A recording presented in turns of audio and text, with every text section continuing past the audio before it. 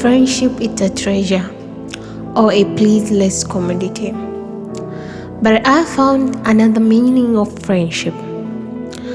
Marafiki huwa wanakuja na mara nyingine huwa wanaondoka. When there is sunshine, they are there. But when the storms comes, where are they? Wako wapi?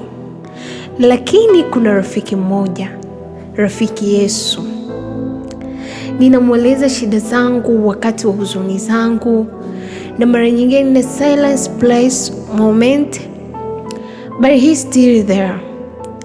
Na mara nyingine huwa namkosea na kuwa mzambi mbele zake, but he still say, come my daughter, come my son. No, he does not need a fancy introduction. He does not look on my mistake and offer deduction. He sits with me in all seasoning of my life, ups and down. He sits with me on my rubble of my failure and say, come my child, I am a healer. Yesu ni rafiki wa kweli katika shida na raha. He is closer than a brother. He is closer than relevant to us. When we are in silence moment, He's still looking upon us. He is a real friend that we have in our lives.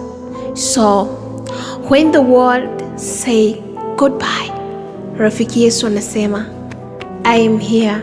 Niko nawe kila saa na kila wakati.